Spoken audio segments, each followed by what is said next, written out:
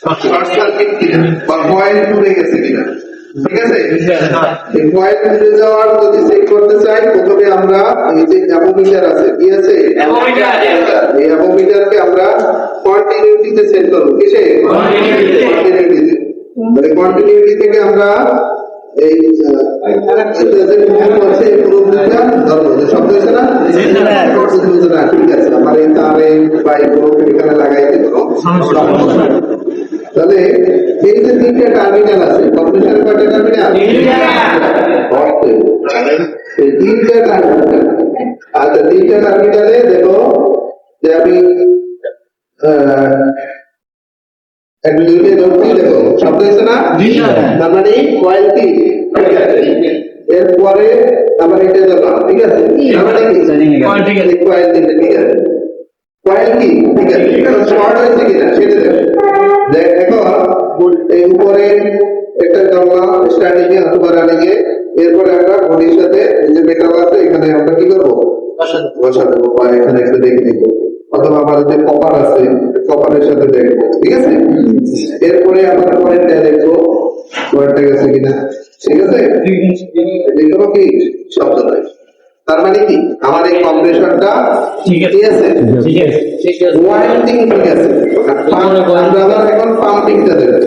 ঠিক আছে, আমরা আগে দেখবো কি যে কন্টিনিউটি ঠিক আছে কিনা, কয়েল ঠিক আছে কিনা, শর্ট সার্কিট আছে কিনা। এটা দেখার পরে কি পাম্পিং, যে আমার একটা পরীক্ষা অন্তত সেই কম্প্রেসরটা উত্তীর্ণ হয়েছে। ঠিক আছে, ওকে। এরপরে দেখবো আমরা পাম্পিং ঠিক আছে কিনা, কি পাম্পিং ঠিক আছে কিনা। তাহলে পাম্পিং যদি টেস্ট করতে চাই, তারপরে আপনার কি করবে, এখানে চালাইতে হবে। তাহলে এই ওভারলোড তো লাগাইতে পারো সবাই নাকি? তাহলে প্রথমে আমরা ওভারলোডটা কোথায় দিব? কমনের সাথে দিব। কিসের সাথে দিব? কমনের সাথে।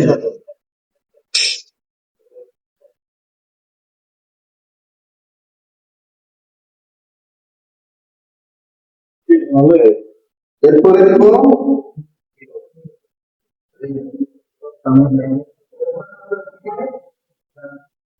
সুইচ অফ অবস্থায়। এখানে কিন্তু অনেকটা ভুল করবো, কারণ আমার এই কম্প্রেসর যদি একবার লাইন দিয়ে আবার অফ করে দেবো, তাহলে কিন্তু মিনিমাম 3 থেকে 4 মিনিট নিচে, 4 মিনিট পরে স্যার আর চালু হবে। আমরা কিন্তু সুইচ অন এবার ঢুকে দিয়েছি, নরমাল ইয়া মানে লাইন আপ ডাউন হইলে আসতে হবে। ক্লিয়ার? এখানে কিন্তু বড় একটা সমস্যা রয়েছে। আমরা অ্যাসেসমেন্টের সময় দেখছি যে ভালো স্টুডেন্ট পারে, কাজ পারে, কিন্তু সে ওই ভুল করছে কোন জায়গায়, সুইচ অন অবস্থায় ঢুকে যে এখন কম্প্রেসর চলছে। তাহলে অ্যাসেসমেন্ট তো তোমার 5 মিনিটের পরে দাঁড়াইয়ে তোমাকে অ্যাসেসমেন্ট করার সময় নেই আছে।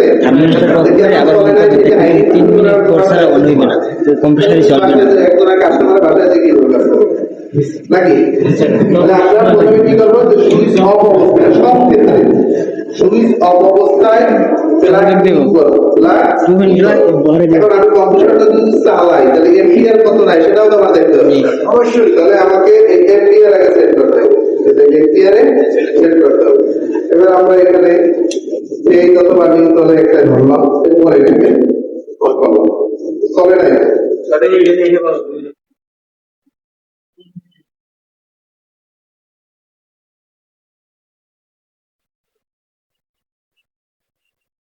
গোড়ায় কি সুইচ দিয়েছে? আছে।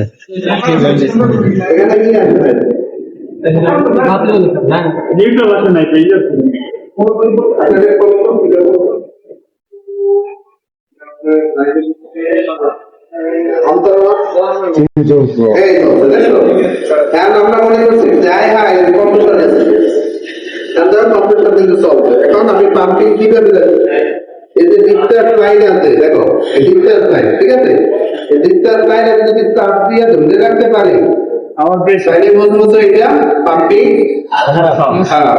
আর যদি ধরে রাখতে না পারি, তাহলে মনে করবা কি ভালো। ঠিক আছে, আমার হচ্ছে গিয়া বডি বিল্ডার, গিয়া কি বডি বিল্ডার, ধরে বলবো তার কাছে তো কম্পিউটারে ঢুকতে পারবে না। এখন আমাদের স্বাভাবিক ভাবে আর কি ধরতে হবে, ঠিক আছে, এই পরিমিতির হওয়ার দরকার।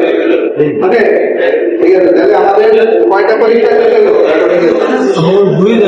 শর্ট সার্কিট কয়েল ছাড়া পাম্পিং এখন কত এম্পিয়ার দিচ্ছে দেখো তো 0.9 এম্পিয়ার বা 7 এম্পিয়ার তাই না এখন ওই যে কথাটা লেখা আছে ওইখানে সি লেখা কি কম্পিউটার সি জয় তাইলে আছে কি হবে না এটা আমি কম্পিউটার আমার অন করলাম চলে কত দেখায় 5 6 8 ঠিক আছে এখন মানে কি সে ভিতরে যে পয়েন্টটা আছে রোটরটা আছে সেটা ঘুরে নেয় যদি রোটর না করে এটাকে বলা হয় সিস এটা কি বলে ঠিক আছে এখন সিস বুঝলো অনেক সময় সিস হয়ে যায় মেকানিক্যাল অংশ ওয়েল নাই অথবা অনেক দিন থেকে বন্ধ থাকলে এই ওয়েলটা কি হয় তোমার বাদে এজন্য কি ঘুরে না এটা কি বলা হয় সিস ঠিক আছে সেরকম তোমরা পাবা যদি চালু করতে যাও তাহলে যদি এম্পিয়ার বেশি দেখে 5 6 অথবা 15 হ্যাঁ 20 এরকম দেখে ঠিক আছে তুমি এম্পিয়ার বেশি দেখায় তাহলে বুঝবা কি ক্লিয়ার তাহলে আমরা কিন্তু সব পরীক্ষায় কম্পিউটার উত্তীর্ণ তার মানে এটা কি আমরা কিভাবে সার্টিফিকেট করতে পারি এটা কি ভালো না খারাপ ভালো বুঝতে পারছো জি স্যার ওকে তাহলে এখন তোমরা ভিতরে একটু ট্রাই করো সব যে কাজগুলো আমি দেখাইলাম